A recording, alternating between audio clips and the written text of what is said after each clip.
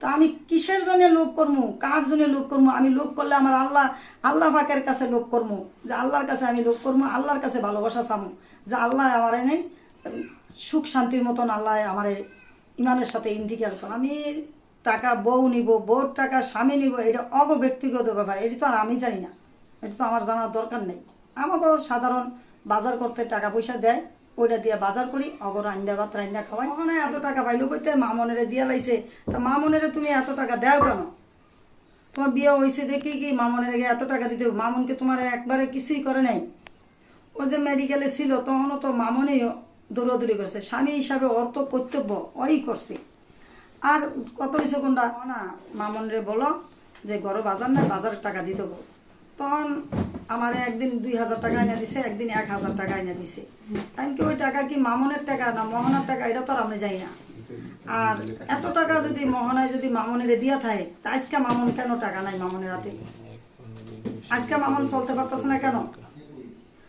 মামনের কাছে মামনের আমার বিকাশ, আমার মেয়ের বিকাশ, মামনের, মোহনার, এগুলো সব বিকাশ ব্যাংক, এগুলো সব তথ্য আমরা আনছি। কিন্তু আমরা পারলে উল্টা রিয়াকশন নিতে পারতাম, কিন্তু হয়তো কুত্তা, আমরা তো ওর লোকে কুত্তে হইতে চাই না।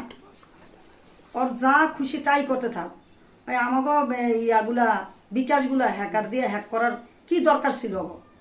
তখন মামনের বিকাশটা, মামনের বিকাশও ঠিক করছে, মোহনাটা ঠিক করছে, মানে আমারগুলো ঠিক করতে গেছি অফিসের মধ্যে ইয়া দিয়া, লিখিত দিয়া অভিযোগ করছে কে, লাই করছে। এগুলো সব তথ্যগুলো আনছি, এগুলো মোহনার মোবাইলে আছে, তোমরা মোহনারে জিজ্ঞাসা করবা যে মোহনার কাছে আছে, মোহনার কাছ থেকে দেখো, মোহনার মোবাইলে আছে এগুলা তথ্যগুলা, যে এগুলা যে লাই করছে। আর এখন এত টাকা যদি মোহনায় কোথায় পাইল এত টাকা?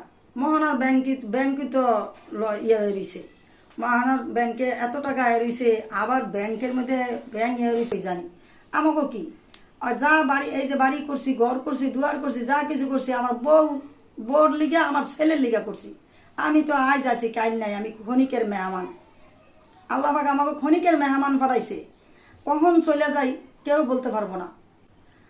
আমার অত লোভও নাই, লালসও নাই, আর লোভ লালসা করা ভালো না। কিন্তু মানুষে এখন অবকাশতে শুই না, মানুষে আমার নানান জনে নানান কথা কইতাছে। তো আমি তোমাদেরকে সবাইকে বলতে চাই, তোমাদেরও ঘরে মা আছে, মা কোনোদিন কারো জিনিসের লোভ করে না, আর কোনোদিন মাই কোনোদিন কারো জিনিসের প্রতি আবিলাস রাখে না। আমার বাসায় আমার সম্পর্কে বিডি ইমরান আছে, ইমরানের জিজ্ঞেস করে দেখো, এই যে জুনিয়র সাকিব, ওরও জিজ্ঞাসা করে দেখো। এখন আবার লাই কইতেছে মামনের বস্তিতে তুলে আনছে, না বস্তিতে লাই তুলে আনে নাই, মামনে নিজে তিল করে গড়িয়া ওই জায়গা আসছে। বস্তি থেকে আনছে কে? রুমান, যে মামনে যারে জট করে। এই রুমান আমার গিয়ে কয়, হ্যাঁ আন্টি আমার দোকানে দিয়ে অনেক লোকজন যাইতেছে। কিরে এত লোকজন আসে কেন? কামনের ফলায় তো ভাইরাল হয়েছে। আমি ভাইরাল কই কে রে? এখন তো তোমাকে লগে মোবাইল ঘাটতে একটু জানছি, কথা কইতে পারি, একটু বুঝতে পারি, নাহলে এগুলো আমরা বুঝি নেই। ভাইরাল কয় কি করে, কে রে? কয় আপনার ভূতে সেলিব্রিটি হয়েছেন। সেলিব্রিটি কয় কে রে? কয় বোঝেন না, মোবাইলটা দেন, টিভিটা চালাই তো দেখবেন বালা। আমি তো চালাও তো কেমনে চালাই, পরে চালাইয়া দেই ভূতে আসলে হয়েছে।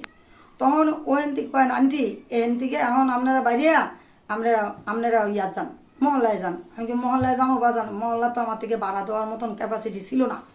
কেননা আমি তখন ওর বাবায় টাকা পয়সা মার খাওয়া যাওয়ার পরে আমি একবারে হিরুতে জিরো হয়ে গেছি।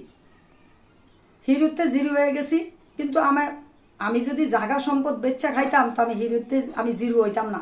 কিন্তু জাগা সম্পদ কাগলিকে রেখে থুইছি, আমার ছেলেরা খাইব, আমার ছেলের বউ খাইব, ওরা সব কিছু করবো। আমরা তো বেচা খাইলে এতদিন বেচেও খাইলে তাতাম, ঢাকা শহর জমিন আছে বেচা খাইতাম, গ্রামে এত জায়গা সম্পদ আছে বেচা খাইতাম, খাইনি, কষ্ট করছি, কষ্ট করিয়া ফোলাফাইন মানুষ করছি। কিন্তু কারো দুয়ারে কাজ করতে দেয়নি, আর কারো দুয়ারে গিয়া এক মুঠ ভাতও গিয়া চাই নাই। নিজে কষ্ট করিয়া পরিশ্রম করিয়া আমার ছেলে মেয়ে মানুষ করছি। আর আজকে মামন টোকাই, মামন বস্তির ছেলে। তো বস্তির ছেলের সাথে তুমি আসলা কেন? আবার বস্তির ছেলেরে নিয়ে তুমি লাইভে গিয়া দুনিয়ার কথা কও কি? ওই যে সোশ্যাল মিডিয়ায় কি তোমার বাবা না কারো? মামনের বই নিয়ে কেন লাইভে আসে? মামনে কেন আসে? মামনের মায় কেন আসে? আসবো না? সোশ্যাল মিডিয়া সবার জন্য সমান, সবার জন্য সমান। তুমি লাইভে গিয়া এখনও মামনের পিস ছাড়ো না। মামনের নামে 5টা 6টা মামলা দিয়েছো, লিখনের দিয়ে একটা করাইছো, তুমি নিজে করছো, তো এখনও তোমার স্বাদ মিটে নেই। এখন চুপ থাকো, এখনও কইতাছি চুপ থাকো, বেশি বাড়াবাড়ি করো না।